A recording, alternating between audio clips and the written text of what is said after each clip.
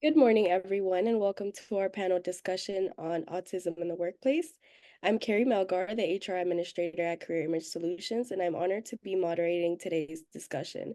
As we celebrate Autism Acceptance Month, it's essential to shed light on the experiences and perspectives of individuals in the autism spectrum.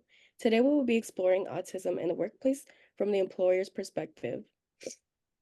Now let's take some time to introduce our panelists. I'll start by introducing them, and you guys can share a brief introduction. Um, I'll start with Marcus. Marcus, can you tell the audience about yourself and what inspired you to join today's panel? Sure. My name is Marcus Whitman. I am the HR apprentice here at Career Image Solutions, and I am also a self-advocate who has autism spectrum disorder.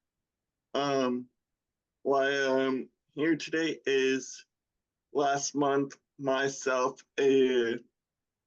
uh,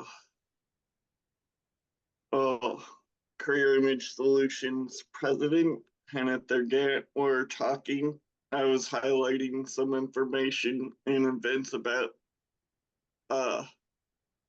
in April for Autism Acceptance Month, and we basically kind of started brainstorming and felt this was a great opportunity to put together a panel from about autism in the workplace, essentially. So I'm here to share my professional and personal experiences.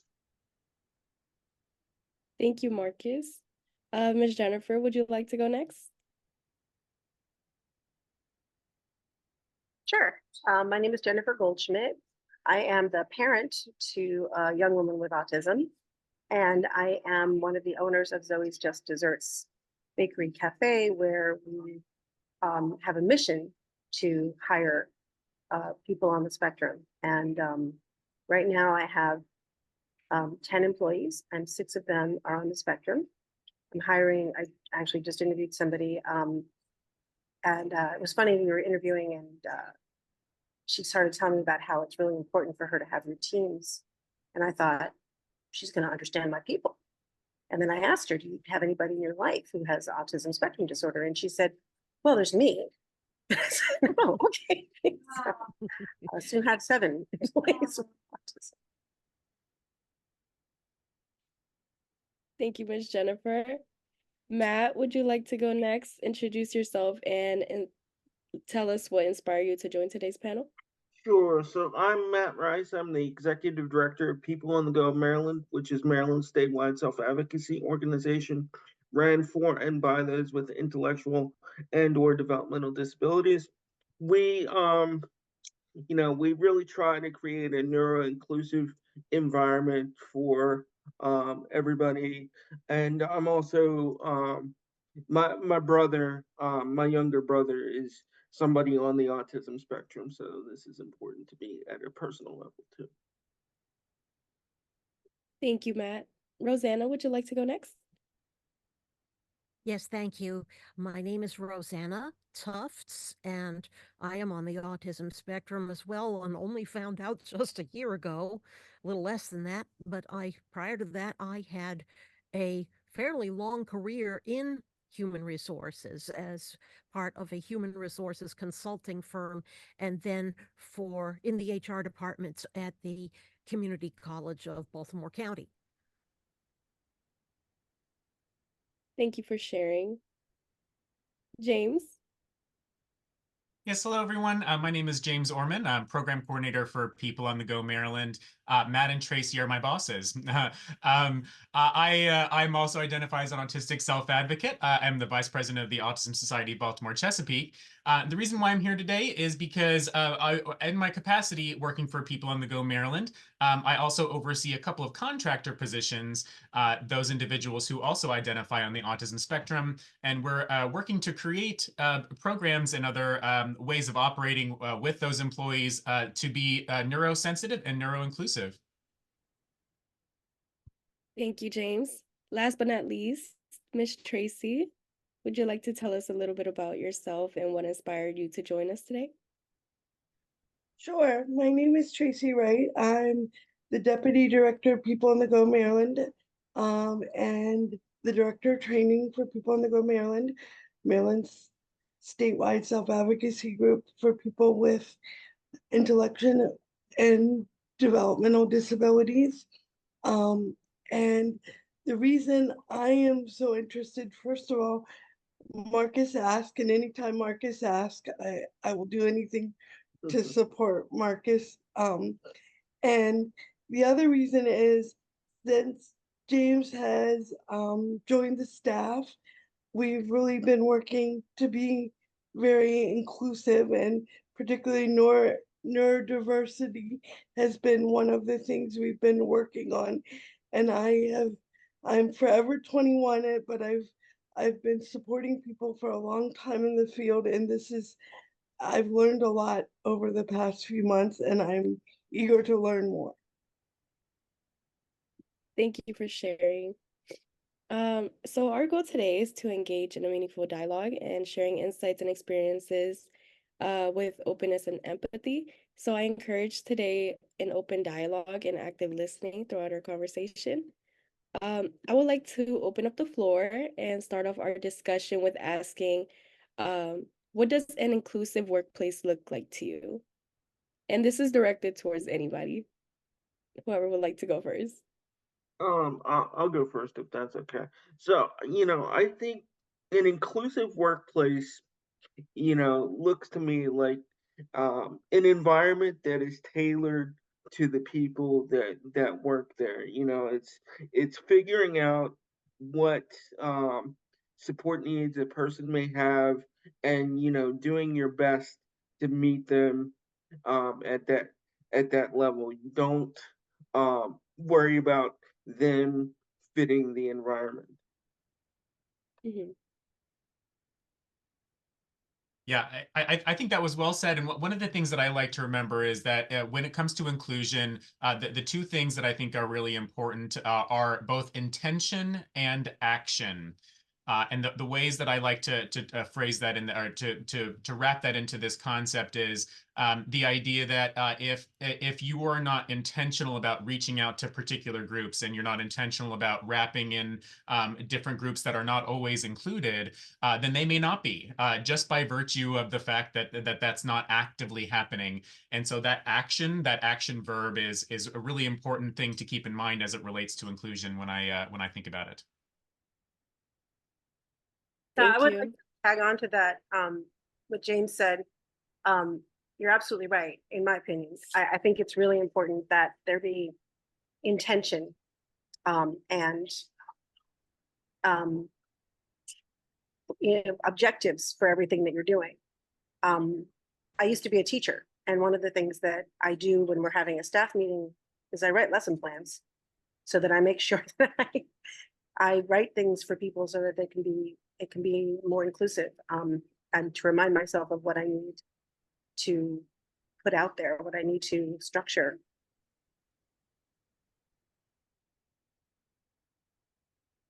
Anyone else? I'd like to add on. So, inclusion, I feel genuine inclusion is getting people of different backgrounds. It's not just, and I think genuine inclusion, there is a large difference between making the effort of having genuine inclusion and just including someone just essentially as a token. It's like, oh, let me get this person. They have this physical disability, or they are of this race, they are of this ethnicity, they are of this gender. I think, and myself and Carrie have talked like with our boss in some meetings about what genuine representation looks like. It's looking beyond physical characteristics or invisible traits. It's also getting people of different backgrounds, including people with different perspectives than you. So I think genuine inclusion is making the effort to genuinely get people of different genders, identity, different race, ethnicities, different disabilities, try and include everyone, give people a genuine seat at the table and listen to their perspective. Yeah, there's also intersectionality of minority groups. One of my employees was invited to sing the national anthem at a minor league baseball game. And she's very excited because she loves to sing and she loves to sing the national anthem, but her cousin was very upset about it because, the national anthem has a lot of racism in it. In the second verse, they talk about slaves, and she's Black. And so she was really conflicted about what to do. And we had to sort of sit down and talk about what could she say before she sings so that she's acknowledging, her heritage as a proud Black woman, and also celebrating, the baseball game, et cetera, worked on it together. So I think that, Marcus, a lot of what you're saying there makes sense. And it also sparked my, my interest, my acknowledgement of the intersections between different groups. Yeah, and it's also the willingness to change whatever practices that you have that may not be inclusive of people.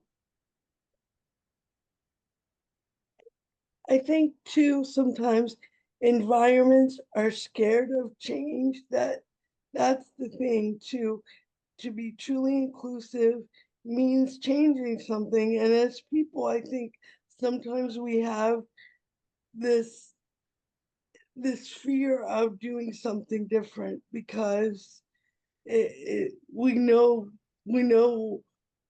what's going to happen if we continue doing things this certain way we've always done them. So change is scary, but I think change only makes us as better as a whole. In that, I think was also for people that don't identify with as a person with a disability too.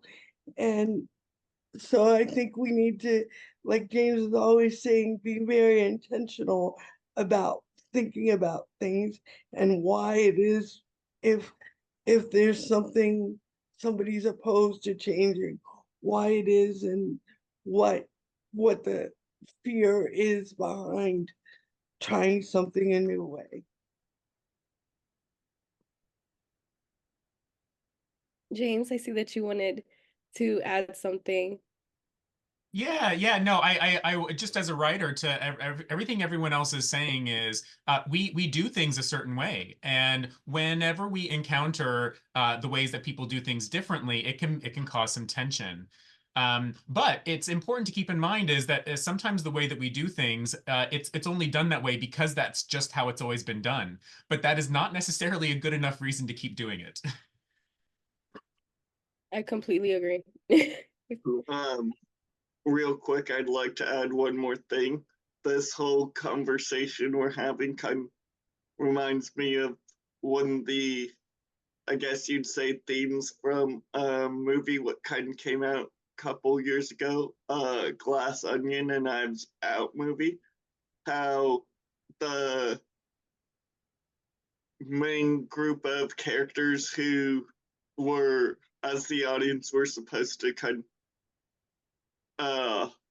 look at and, I guess, figure out what their part in the mystery is. Basically, that group called themselves disruptors. They're essentially bragging that they're disrupting things, but when you look at it, one of the themes of the movie is what they disrupt is everything else. So stuff is essentially more convenient for them or beneficial to them. But as soon as it requires change that's no longer convenient or beneficial to them. The group of characters doesn't want to be a part of that. Doesn't that want to acknowledge something that's essentially not beneficial to them or could threaten their positions, essentially. Yeah, Thank I you for think I think something right like disruption does not have to be destruction. It can be creation. beautifully said. I would like to move on to our second question. This is directed towards Rosanna and Tracy. What should recruiters and hiring officials be mindful of when conducting interviews? Yes, thank you, Carrie. Yeah, in terms of being mindful of things during an interview, if the person is not self-disclosing, if you're not aware that the person is neurodivergent, be aware that some of us are better at masking than others.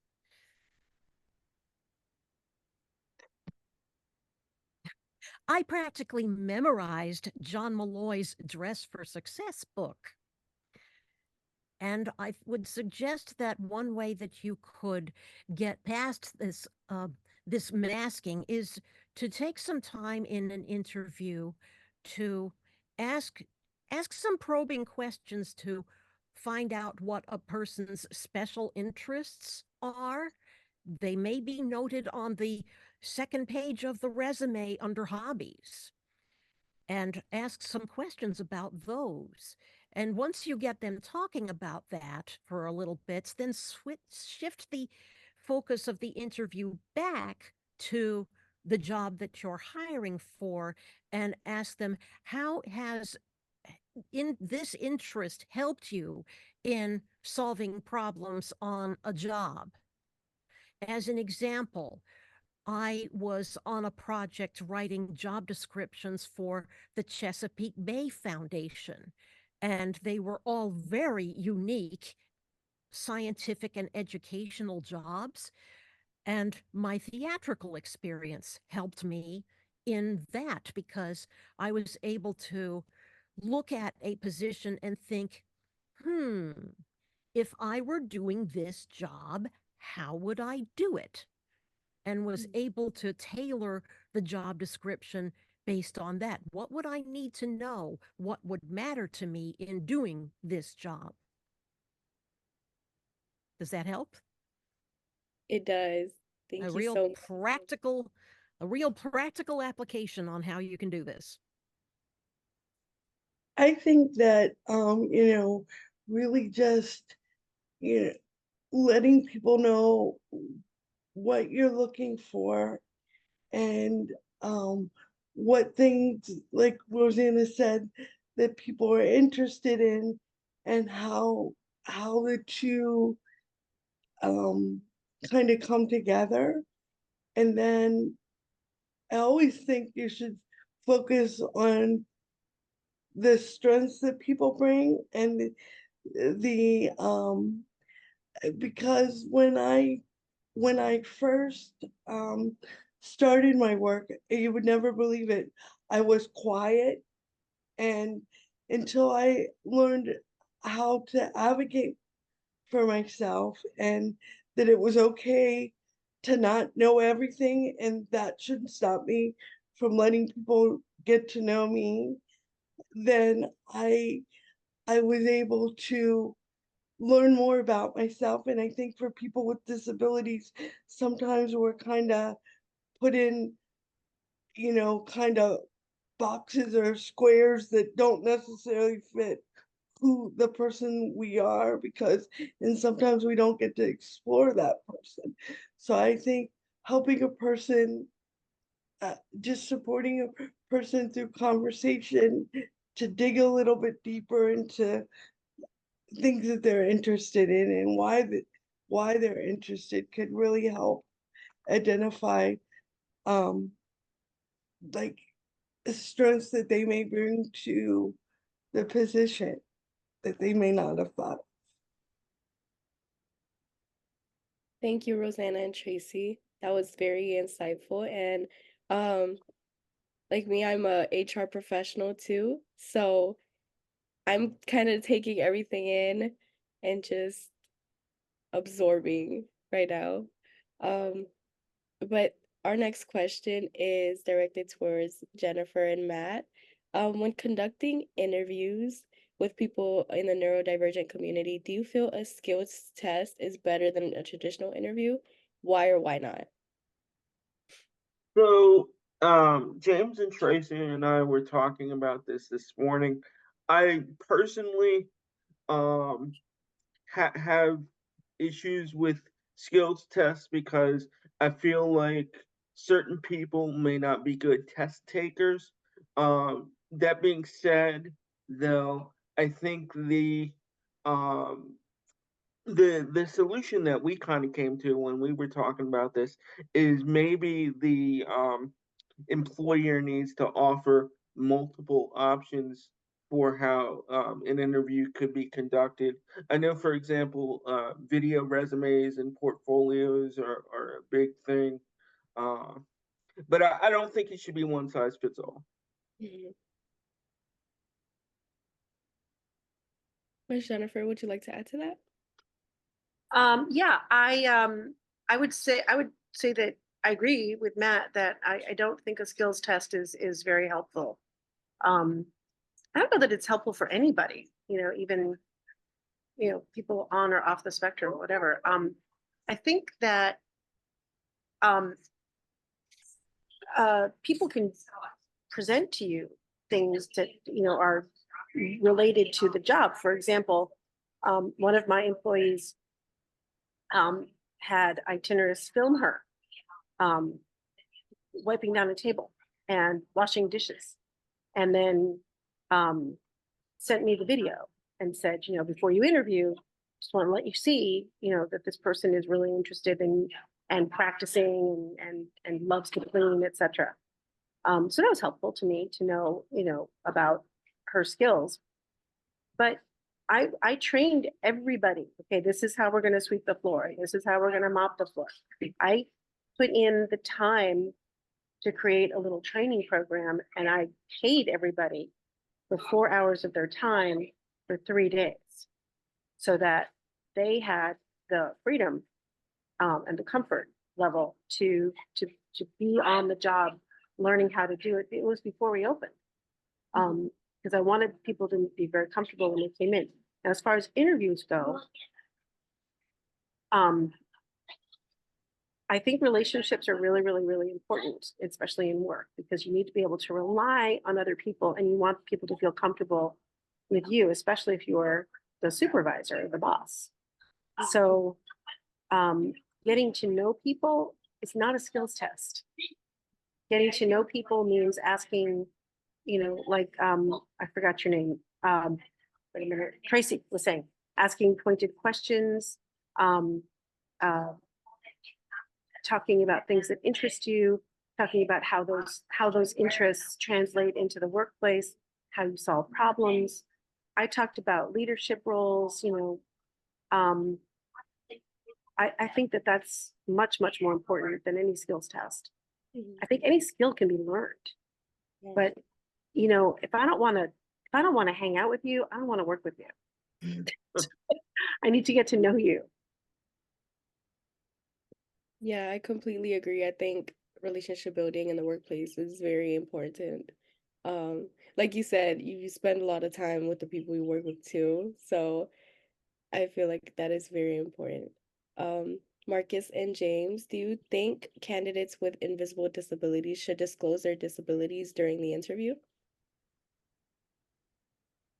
So I have two perspectives on this. The first of which is disclosing my autism during my meeting for people on the go. I think was a great benefit. We are all disability led organization. And so the fact that I identified as an autistic, I think was a great benefit to me getting my job with people on the go. I though interviewed for another position previous to people on the go and disclosed, and I do believe it was a net harm. There is a lot of ableism out there and a lot of fear and misunderstanding. And I believe a lot of that was brought to the table, and they had no idea how to interact with me and said, "This is too much for us. Goodbye." So in brief, the answer is it really depends, and that's kind of a shame because we should not ever have to feel like we have to hide ourselves just because of other people's misunderstanding. I completely agree. Marcus, would you like to add to that? Yeah, so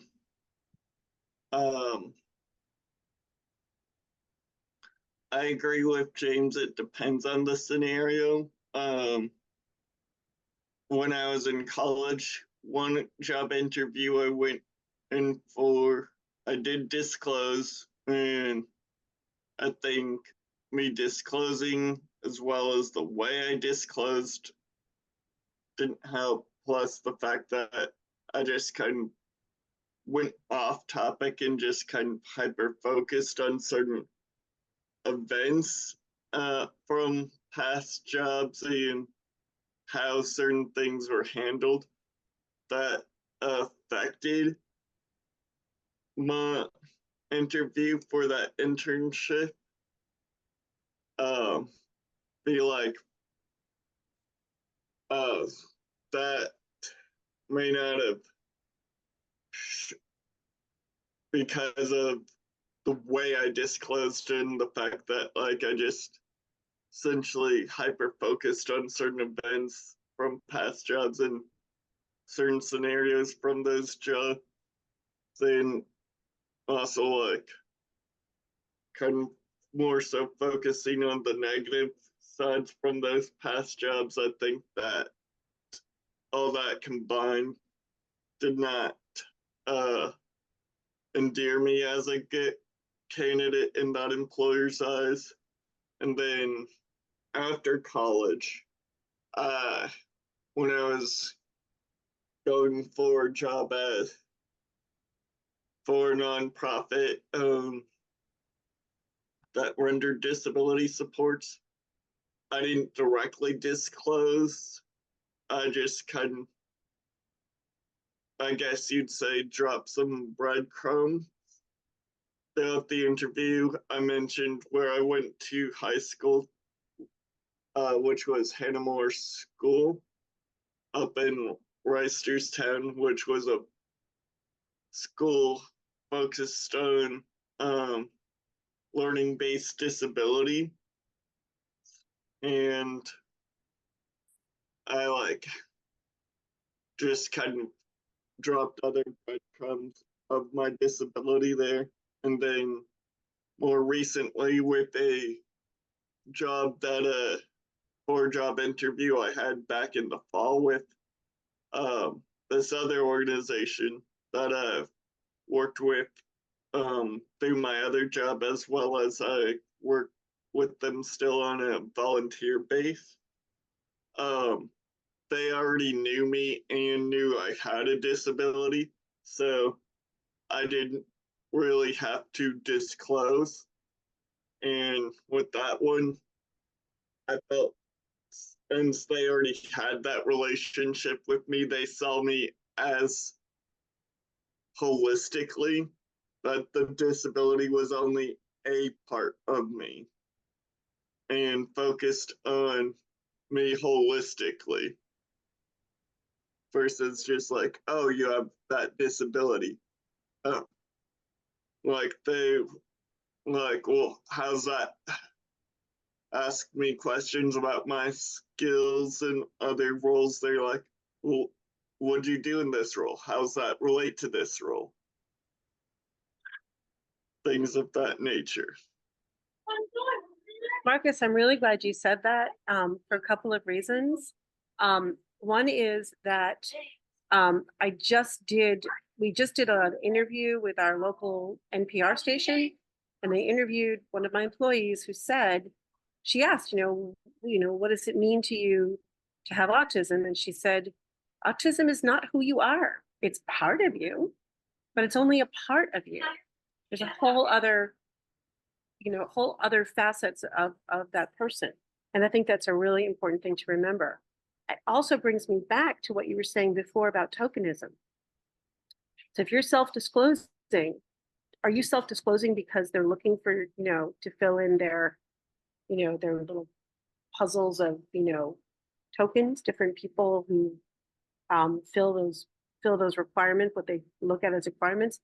And I actually struggle with that myself at the bakery because nobody doesn't self-expose, but I want my customers to come in because we have excellent pastries, and then you happen to be served by somebody on the spectrum. But I also want people to know you're being served by somebody on the spectrum, because I want them to appreciate the people who work here as, as fully involved and invested and interesting as everybody else. And so it's a delicate balance for me because I don't want to push the disclosure, but at the same time, I don't want to let it just, I don't want to let it be ignored either. But that's my problem. But it reminded me of what you said before. Yeah, I think that's a fair point. As we grow POG, I really want POG to be an inclusive organization for everybody. But I especially want to help people with disabilities because I feel like we don't really get a fair shot. Like I myself, I don't have a degree, so it was very difficult for me to get into the position that I actually happen to find myself in. But I don't want to run the risk of just trying to check the boxes because somebody has a disability. You do want to hire the best person for the job. And piggyback off from that, Matt, I want to ask you and anybody else who would like to share, how does your organization address potential biases or stereotypes about the neurodiverse individuals during recruitment? So, I think for POG, having James has really helped a great deal. And he, has helped us be very intentional about coming up with plans on how to support people who may be identifying as neurodivergent. We do a lot of mentorship when we are working with somebody. We develop kind of a specific strategy around that person. And James, I don't know if you want to talk more about that. I would be very, very happy to. Yeah, we're trying to be intentional about that, the neurosensitivity aspect here, which is if something doesn't work for our employee, then it is not something that they are going to be required to do.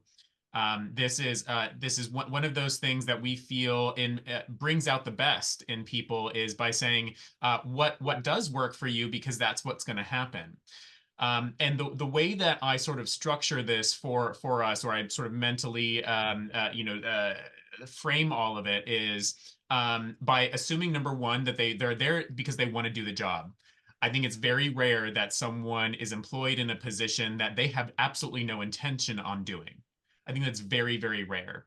And so assuming that someone has the good intention as an employee, if they come to you and they say, this does not work for me, believe them, and then work with them to create something that does. And I think that can be hard when organization is big, because organizations have structures a lot of times, and it's a lot harder to change bigger structures than if it's a smaller type organization. But even though we're part of a larger organization, we've done that with James's support to be able to change some of the structures to help POG employees as a whole be able to access what we need to access and accomplish what we need to accomplish. Marcus, is there something you would like to add? Yes. So like with this job, like when myself and Hanther were actually talking about if we were going to put anything on for Autism Acceptance Month and help as well as kind of turn this into a learning opportunity for other people. She's like, would you feel comfortable disclosing and like sharing your experiences? Talked with her, I don't mind, but I'm like, I don't feel like I should be like a sole voice. I told her, I'm like, I prefer if like we can get different voices and perspectives. And she's like, I like that. So we're talking back and forth, and that's how we kind of came up with the panel idea. And then I was gonna say, with the other organization I volunteer with the ARC Maryland. Um, so back in the fall, I completed a professional development program with them called Partners in Policymaking. And one of the things they have you do is make a yearbook entry where you can write your own bio. And like anytime they've asked me to be at events or like help make a connection, they're like, hey, do you mind if we share your yearbook bio? They're like, here's the draft, here's a copy of it if you'd like to make any edits, or anytime they make a professional when I first started, even when I first started working with them, like when the team members was like, hey, we're putting together this committee um, to help educate police and first responders how to interact with people with disabilities. Was asked, how do you want me to introduce you to the project lead? Do you want us to disclose your disability or not? It's up to you how you want us to introduce. So I think it's I've realized I've kind of got deviated from the question. My point ultimately is think organizations like they need to like essentially learn from people, kind of get to know them, and even like say like if Matt asked me to make a connection, uh like introduce me to a connection and I have that he was interested in working with, can just be like, oh, Matt has this, and this. Oh, he's a like. I feel like should be like, hey Matt, how would you like me to introduce you? What would you like me to highlight? Versus just like focusing on specifics of Matt, like whether it's like, oh well, Matt has this disability, Matt has this. He's also worked this job. Ultimately, I think organizations and people should look to uh, think it goes regardless of someone without a disability. Focus on the person holistically, is my point.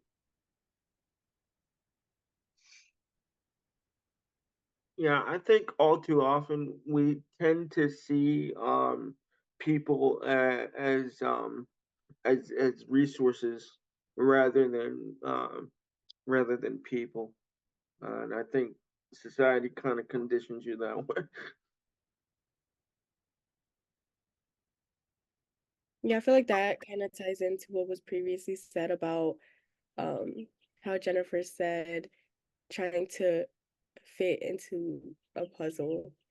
It's you shouldn't just hire people because you're trying to, as we would like to say in the HR world, a quota or a quote, see people for who they are. But I would like to move over to accommodations.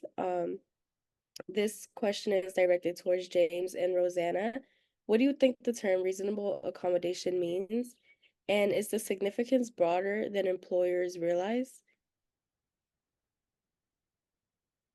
Okay, I think I'd like to go first on this one. It's been a while since you got around to me.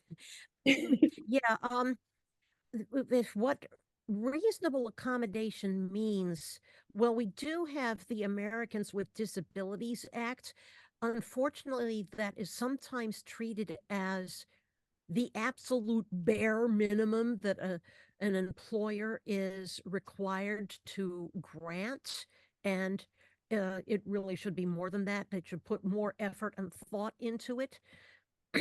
And to some extent, that may require observation on the part of the employer because the neurodivergent individual that they're employing may not even know that they're neurodiverse. They don't even know that they have this disability, and they're struggling like crazy to keep up. As an example, if I had known that I had this issue much earlier in life, I would have had every legal right to go to my boss and say, please get somebody else to just sit there and answer the phones and let me stay focused on whatever else I'm doing. I mentioned in the previous panel that I do tend to hyper focus, meaning if you interrupt me, the building, it better be on fire. And if I had had that kind of an accommodation, where I had much better control over what I do and when I do it, what order I do things, I would have been much more successful and I would have been much more gracious to people as well. Yeah, I think Rosanna. James, you want to take it from here? Yeah, I think Rosanna makes a lot of good points there, including the fact that if employers were more willing to provide the accommodations, and that was something that was more standard and put out there, that people might take more advantage of that and find out what actually works for them. But in my mind, the most reasonable accommodation is the one that is requested.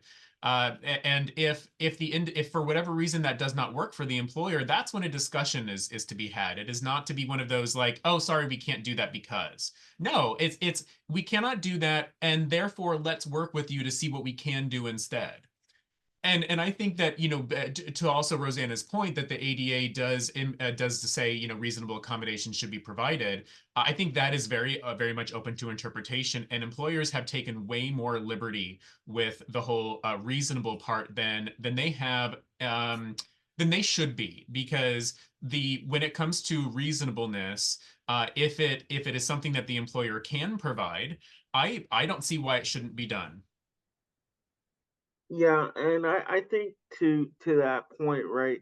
If there's not an accommodation that really can't be provided, then I think the employer has a duty to look at, well, is this really, is the box or whatever we're asking the employee to meet, is that really an important part of their job, or is it something that we can dispense with?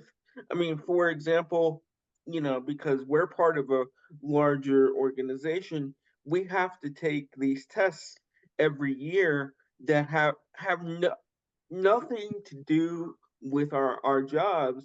And I myself, I use a screen reader, but those tests are not accessible via a screen reader. So why should I have to take them since they have nothing to do with what it is I do? If I could jump in here for a second. Um,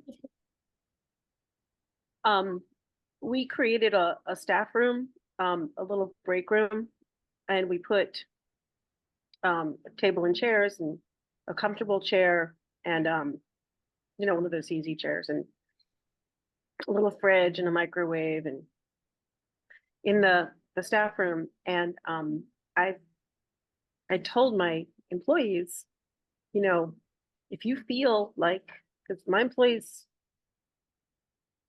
struggle with a lot of extra sound and sights, getting overstimulated and needing to take a break from that.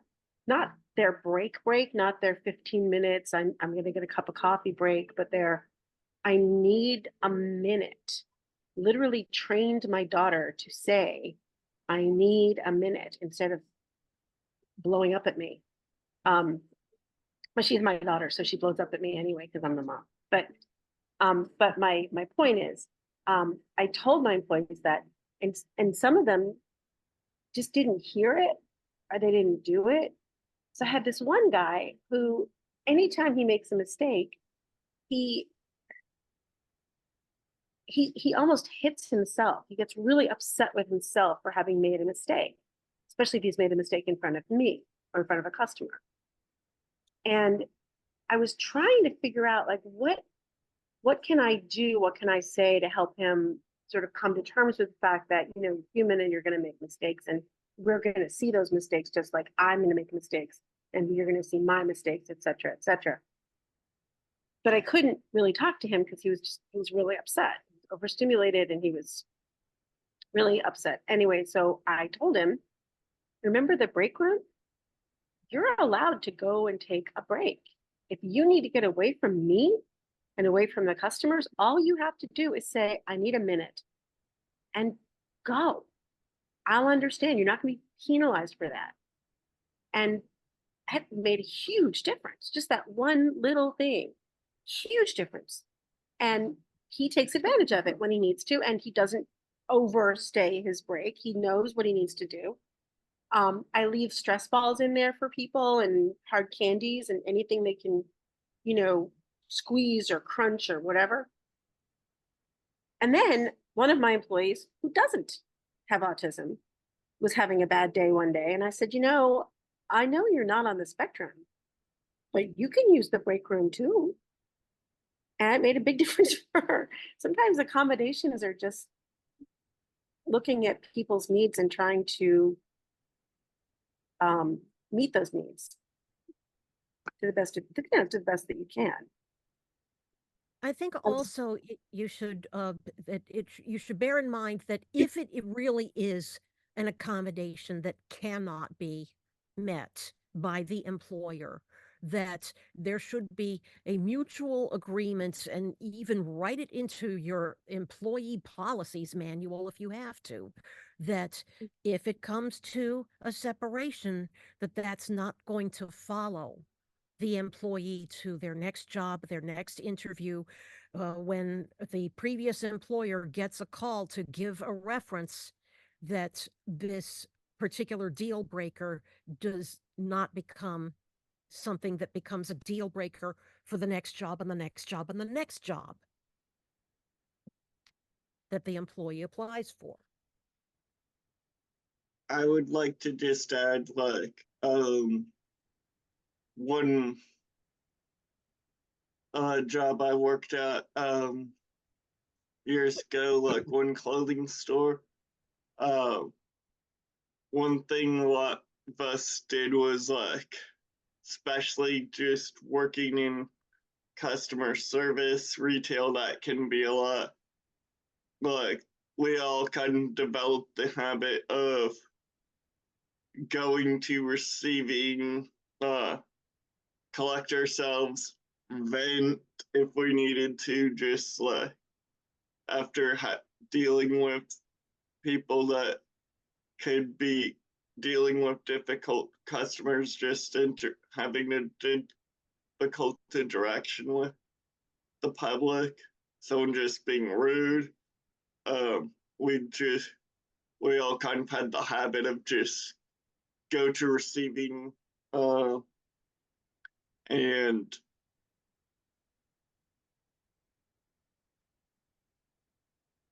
basically collect ourselves. One manager I worked with, like, he would like couple times with people, like I remember one scenario with one employee, like most the people I worked with were neurotypical, but like still one of the managers, he realized that one of the cashiers just had a very difficult interaction with someone. I think I remember hearing the customer just got really nasty with her and she was very upset. So like he took her to the back and talked with her and was like, hey, you need to kick that box, just like, hey, kick this box, just give it a good whack. He's like, take a deep breath. He's like, no, you didn't do anything wrong. People can just be rude. It's like, hey, just, he's like, I know it can be hard, just try not to always let them get under your skin. Some people just look for that. Some customers who are nasty like that just try to see if they can get a reaction of getting under your skin. He's like, can be hard. Just work on trying not to give them that satisfaction. It's like, hey, just take a moment, compose yourself. Then when you're ready, we'll go back out and you can go back to ringing. So I think stuff like that is good. And I would also like to ask, Jennifer, you talked about the break room and how that has helped with your employees, but I would like to know from your perspective, how do you think that accommodation or any other accommodations you've put in place, how has that improved productivity and job satisfaction overall?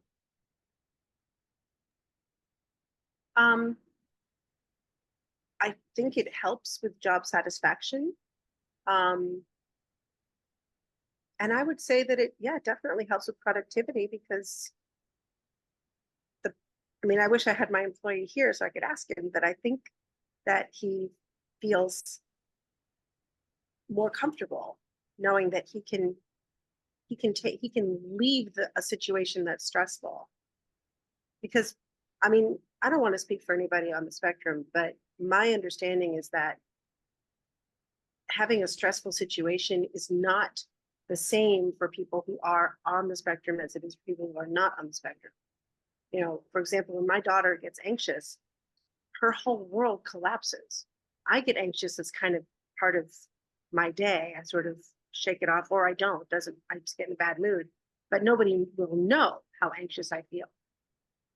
But everybody can see. Everybody from 5 miles away can see how anxious my daughter is because she screams. So having that escape valve, I think is really important and helpful. And it's one accommodation. There are other accommodations that we make. We purchased a super automatic coffee machine because I didn't want people to stress out getting those little, I don't know what they're called, those little things that you put the espresso in and you put it into the machine and then the water goes through. That's a lot of extra sort of steps and doing the foaming the milk, and then you got to clean the foamer. And I've done that in the past myself as an employee. I didn't want to put our employees through that only because I knew that the majority of the people I was going to hire have autism. It's a waste of time. It's a much more expensive machine.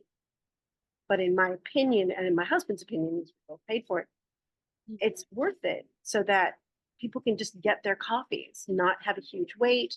And the people getting the coffees don't have that stress of feeling like, oh, I don't know what I'm doing, or I don't remember how to do this, or, I'm going to make a mistake. And, if I make a mistake, I'm going to, anyway, I'm just saying there are many little things you can do. We put up where the dishes are. We have where we wash dishes. We write out and put little signs on reminding people what are the steps for washing the dishes. Not because, you know, they're not going to remember, but it helps to have that visual reminder. Yeah. I don't know that I would do that if I didn't have people on the spectrum working for me. I also wrote out, and I worked with an occupational therapist on this. I wrote out every step for washing the floor, sweeping the floor, washing the table, wiping the counter. Very specific things you need to do. You need to get a paper towel. You need to get spray. You need to spray onto the paper towel and not onto the surface. And, you know, all this just step by step by step. It's a small accommodation. It wasn't at the time that I wrote it. That was a pain, but it's, but I think it's worth it.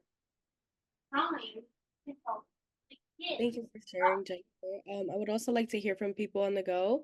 What accommodations or adjustments has your organization implemented to support employees with autism, and how it has improved productivity and job satisfaction? So, you know, I think to go along with what Jennifer was saying, we're very intentional about, you know, these are the tasks that you need to do. Like, for example, we have somebody who does our social media, and he's on the spectrum. You know, we have written out tasks list for him that say, you know, please find so many observances for holidays within this time that we can post about. Please, um, you know, um, look and see if there are any other organizations that we partner with that have things that we might want to post on our page, for example. And I think having a clear structure really seems to help him know what his tasks are, and we set a certain number of goals that he has to meet, you know, each week. And if he doesn't meet those, we don't, you know, we don't punish him, but we let him know that, okay, you didn't meet, you know, this goal or this goal, but this is an opportunity for you to you know, improve, so it's not a punishment. And I think that helps him, you know, feel valued.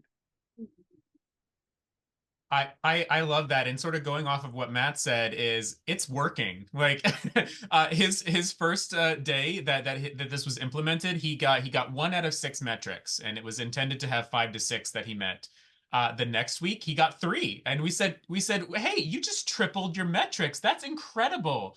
Congratulations. That is an amazing job. And he got so encouraged and inspirited that I think the next week he got 4, and then just yesterday he got all 6, right? It's like real, you know, results here. And it just got kind of going off of what Matt said about the accommodations that we provide. I think an extra important component to the accommodations process are the ways in which the employer is intentional about creating spaces where the employee can be as open with how they're doing, how they're feeling, and how they're interacting with the work as humanly possible. We are very intentional about creating those spaces and saying, like, look, what's going on? You were unable to do any of the things that we asked of you. You were late to all of these meetings. Please understand, none of that is a problem. But what's going on? And when they say, then it's like, oh, you know, you're dealing with X, Y, Z, A, B, and C.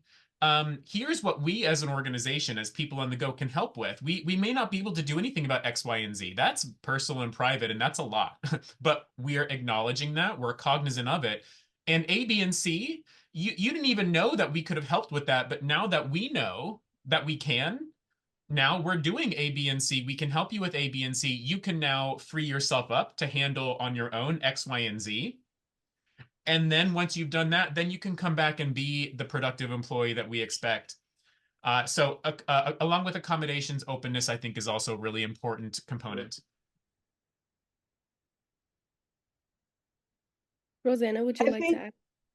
Oh, can I add something? I Of think course. also we've also discussed what accommodations, that letting people know that as employers that we have an obligation to try to accommodate them, and because I think a lot of times people don't know what they could ask for, to help support them be successful. So we've been really open with, this is our responsibility as your employer to support you in doing the best job possible for us. And I think that's helped, so that people know that when something is going on, whether it's job, particularly if it's job related, that they can come to us and we can have an honest, open discussion about that, and talk about different ways we can try to make it work differently. Mhm. And James talked about, the metrics. I would like to know also, how is success and effectiveness measured in the initiatives that support individuals with autism, or employees, should I say, with autism in your organization?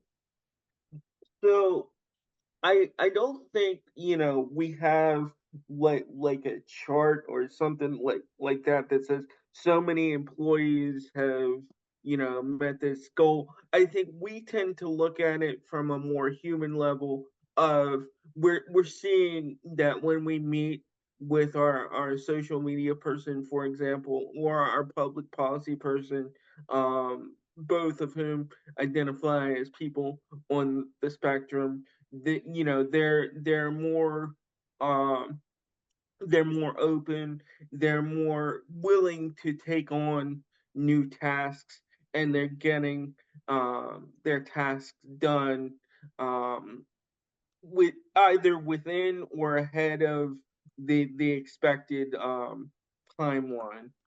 So I think also too, we're open to developing whatever systems we can develop for, for people. This is very much still a work in progress for us.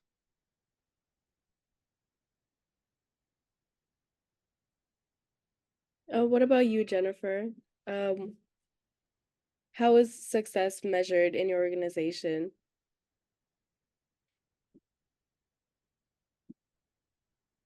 With the initiatives that support, Yeah, no, I understand. Success is measured not by any objective metrics that I'm thinking after listening to what Tracy said, what Roseanne, what everybody's saying. I think that I need to put these down in a handbook, like James was saying, certain metrics, meeting certain metrics. I love that idea. But what I do say is, if somebody's gotten through the day, through their shifts are, 3 to 4 hours. If they've gotten through the shift and they've been able to do a sale, and we're trying to let people have more and more independence in their working with the public. So it's hard for me because I'm like a mother hen, but I try to back off and wait for somebody to ask me for any help if they need help. And if they can get through it with more independence than I expected or than they've done in the past, if they can do what they're supposed to do without, redirection or instruction, at the end of the shift, I'll tell them, you did a great job today. I love how you were able to, handle that customer. I really appreciated how you took initiative, and even though I didn't ask you to, you wiped down. Yeah, visiting Carmen today. Sorry. My cousin. Hi. Sorry. But they'll take initiative, like wiping down a shelf that wasn't on the list to do. It's not something the customers touch, but they just noticed that it was a little dusty. Wow, so if you can very specifically tell people where they are successful, you see more success. success builds success. And I know that as a teacher. I've taught for 28 years. The more you can tell a student exactly what they're doing correctly, they will do more of it. Catch people doing something right. And one thing that we would recommend as HR consultants in terms of having an incentive program is to just keep a few things on hand that you can use to reward people. Sometimes not as a competition, but just, as a nice little surprise, and be able to say, hey, I really appreciate how you handled such and such of a problem. Here's a gift card to go to the movies. It's not a raise, it's not a bonus, but what does it cost you? $20, but it's appreciation.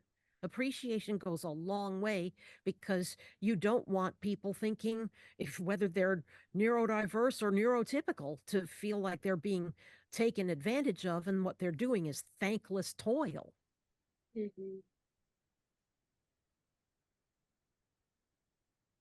Marcus, would you like to add to that?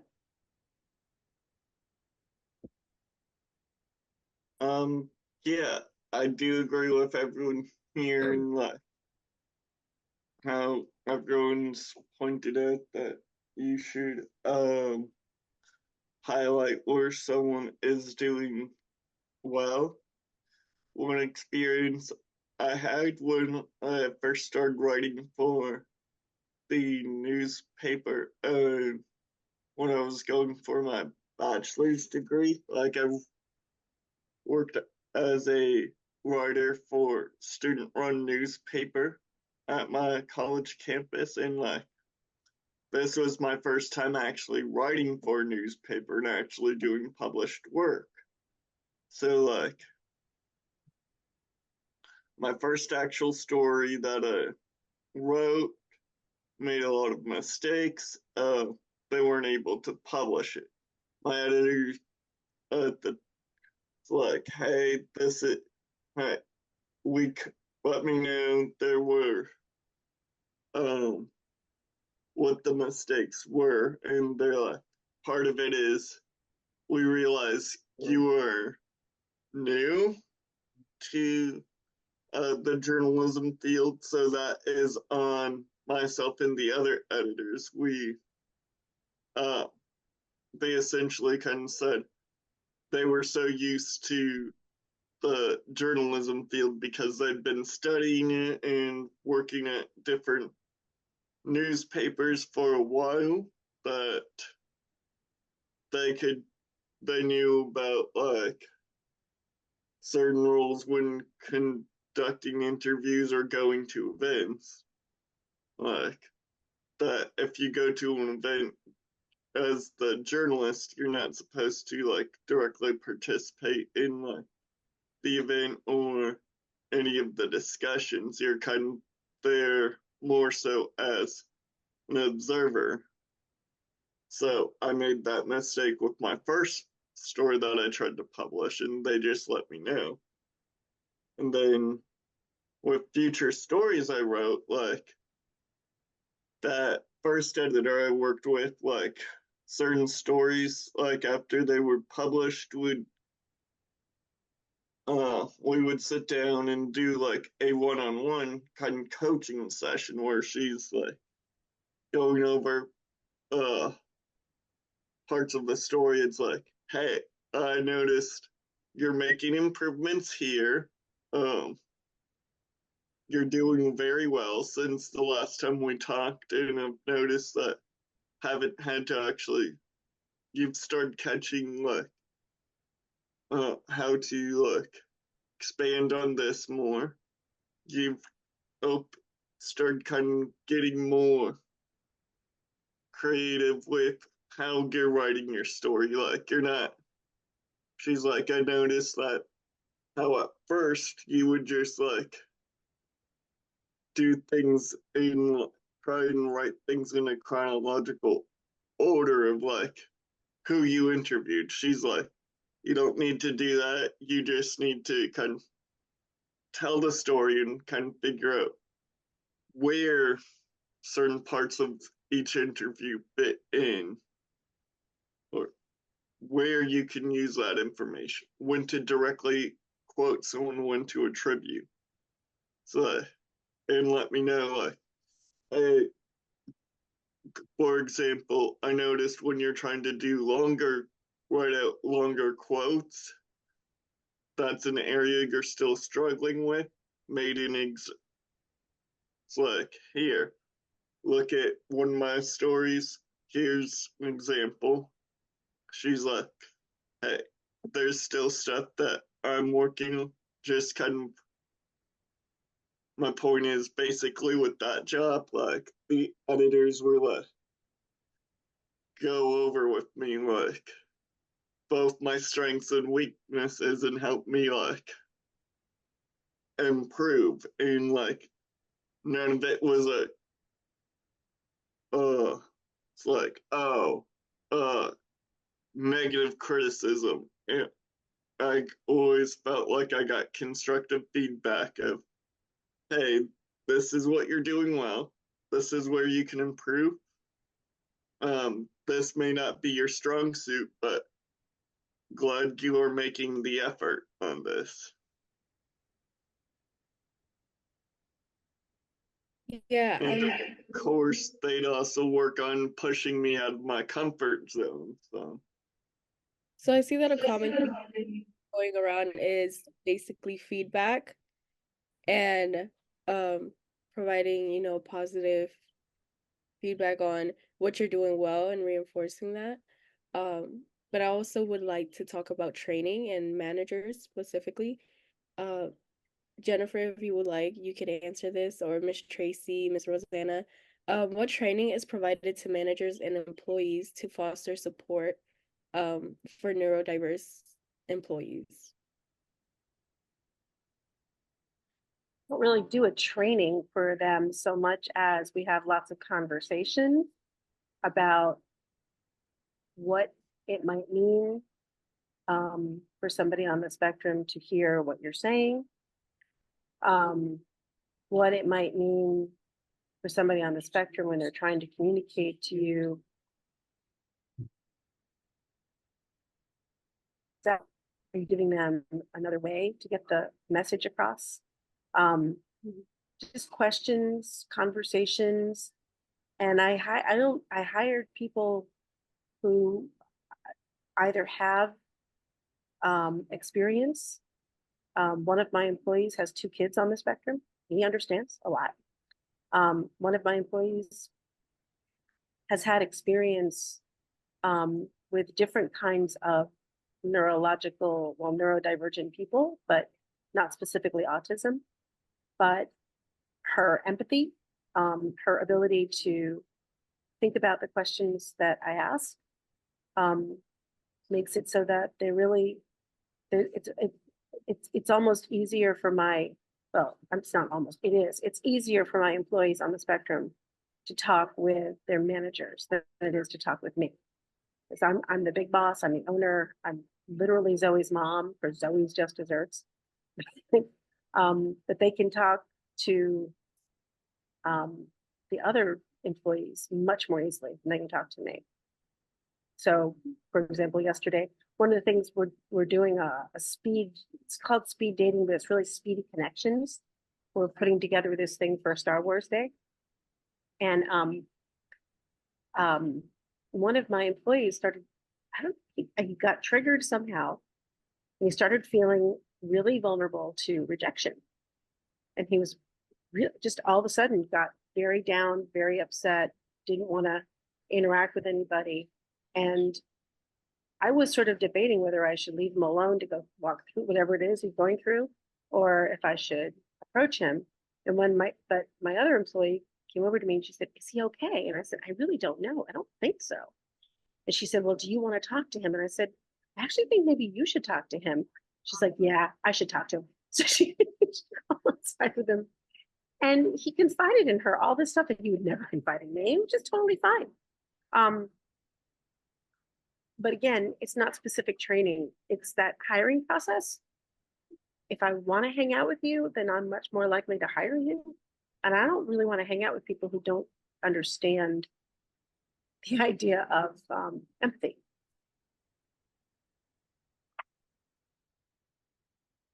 Rosanna, would you like to add to that?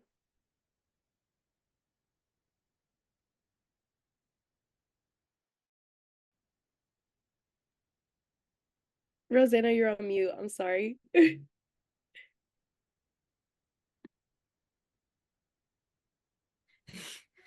Yes. I'm sorry. Oh no, I'm did sorry, we what lose question are we Rosanna? on? I said, I, what training is provided to managers and employees that can foster support for neurodiverse employees? what training to provide to managers and employers to help neurodiverse employees? Well, I mean, certainly there's plenty available out on YouTube that helps you get inside the mind of a neurodiverse person in general, whether they're your employee or not.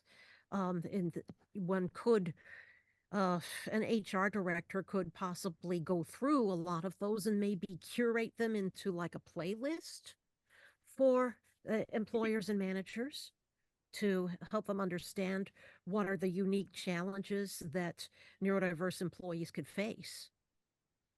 There's also a book that that recently came out called Neurodiversity Rising, and it is by Lyric Rivera.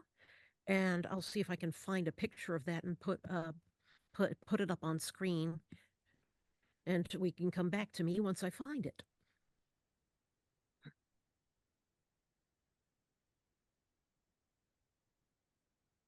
What about Tracy or Matt? Would you like to add to that while we wait for Miss Rosanna to?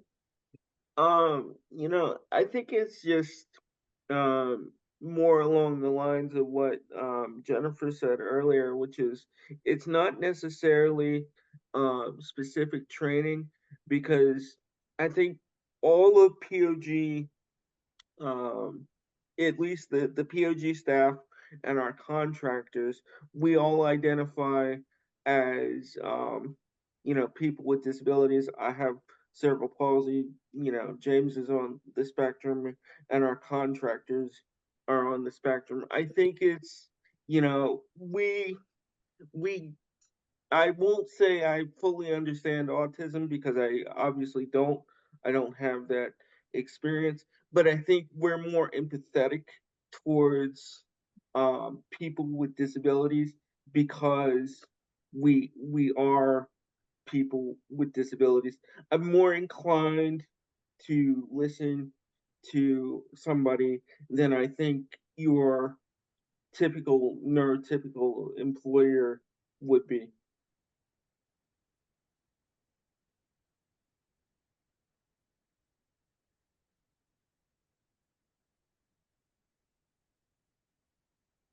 There it is. There we go. Yes, I found it.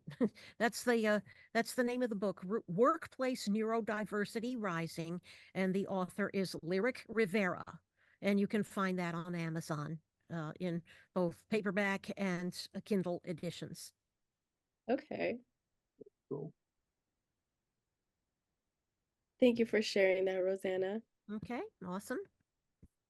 And to piggyback off my question, Marcus, I would like to hear from you. What are your thoughts on increasing open communication between neurodivergent and neurotypical employees and managers? So I think it's about ensuring there is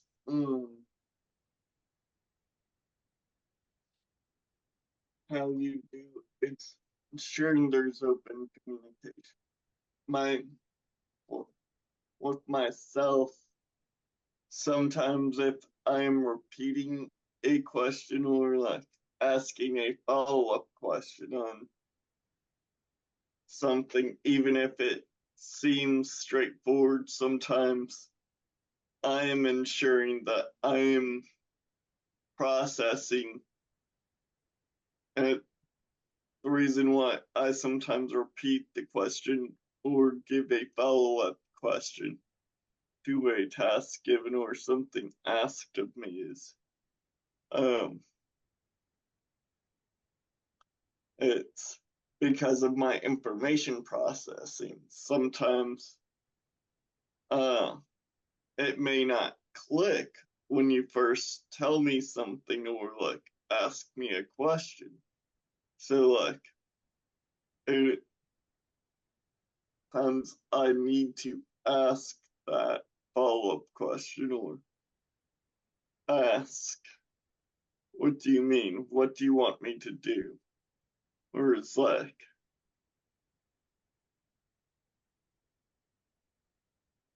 also like there, besides this job, I also currently work in retail. So like there's times when my department supervisors are like, oh, go help out on the parking lot or go do this. And I'm asking like, so did you just want me to go out to the parking lot for a little bit and help out on the lot to help them get caught up with bringing shopping carts back into the building, or did you want me to stay out there the whole day?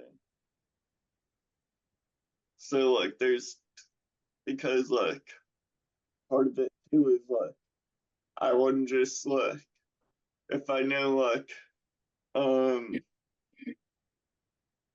if I am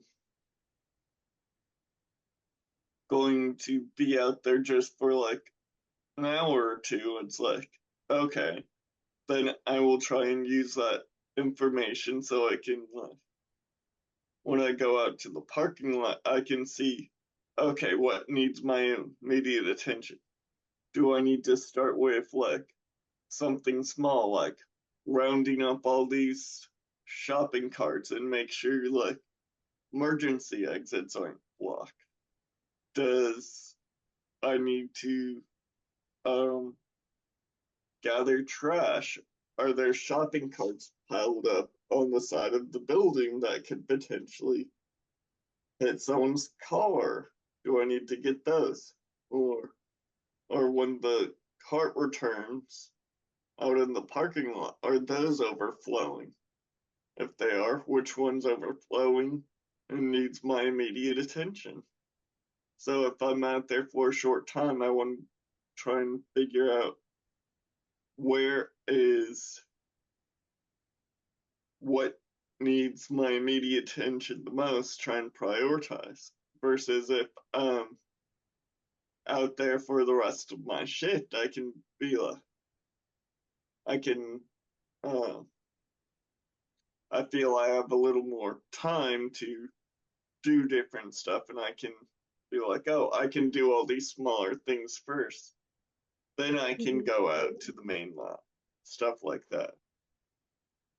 And I would just like to open up our panelists and ask to wrap up our discussion because we are running out of time. What are some key takeaways or pieces of advice that you would like to offer to other employers and organizations looking to support neurodiverse individuals in the workplace? I have something I'd like to say about that. People on the spectrum that I have hired or interviewed are grateful to have a job that is meaningful to them, to have a job in which they can interact with other people, even or even just to have a job where what they do is valued. Like I have an employee who loves to sweep. She finds it relaxing. I tell her, great, awesome, go for it, go sweep. And she does. My point is that employers need to understand that you have an opportunity. If you can get yourself somebody on the spectrum, these are people who are grateful for the work and will give you their very best effort. And if you can set it up so that your place is correct in its approach, in other words, it's accepting and understanding and aware and not quick to punish or dismiss whatever issues come up. It will be a benefit to the company. You're not doing something for somebody else. You're actually doing something for your own business. It is a very good thing to have these folks, not just because they want the work, but because you want workers who want to work.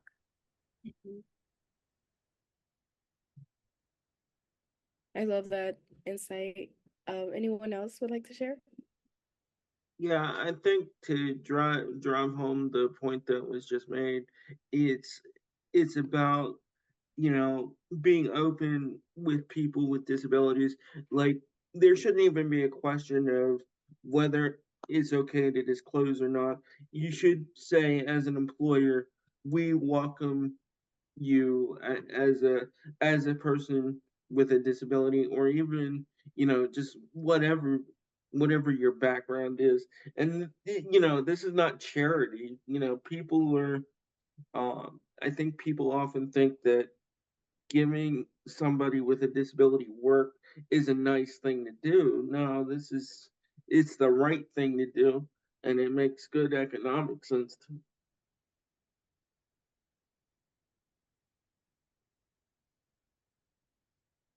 Okay. Any final thoughts? I think I it'll help. just, Oh, sorry, sorry, Mark. Tracy, go ahead. I just was gonna say it will definitely help you as an employer grow. I mean, you'll learn things that you will make your organization or company better by having somebody uh, show you a different way of appreciating things and differences. I'd just like to add two things. One is, I think, what we've all touched on, genuine inclusion is better. And to also add on to what Matt was saying, um, economically, going the inclusive route is more beneficial because, yeah, you might see a short term, uh, you're looking at it in the short term sense. Yeah, it makes look more expensive, but in the long run, going the extra mile, doing the effort to be genuine and inclusive of these of different people, taking down these physical and invisible barriers to any sort of uh, participation in society, um, will actually, in the long run, be more economically better for everyone.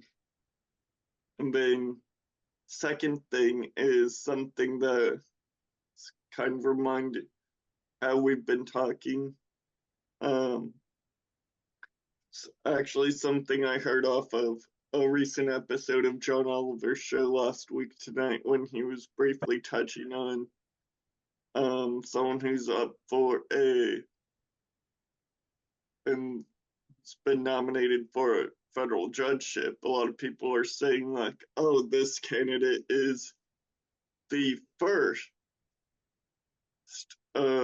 He's would if he gets the judgeship, he would be the first Muslim American. And John Oliver's pointing out like, oh, that sounds positive, but then at the same time, he was saying it's a first because up until this point, we didn't think someone else, someone of that background, whenever we say, oh, they are the first of this background, John Oliver was pointing out. We didn't think, oh, that person could actually do the role. Someone, so now they are the first person of that said background to be in that role. Marcus, I think your screen froze. We lost something there. Basically, my point was from what John Oliver was saying when we say someone is the first they are the first Black woman in this role, Muslim American, first person with this disability in this important role. Or also, especially if it's been a long-standing role, we didn't think up until this point to include or have someone of any of these backgrounds in that role, was the point I was making. Thank you. Thank you, Marcus. So, as we conclude our panel on autism in the workplace, I want to express my gratitude to our panelists. And together we've gained some valuable insights and perspectives that will help us create a more inclusive and supportive workplace for individuals on the autism spectrum, as well as neurodivergency in general. So let's continue with this important conversation and work towards building a better, more inclusive society. Thank you again all for coming. I really appreciate it. I really feel like we gained a lot of new knowledge and perspectives today.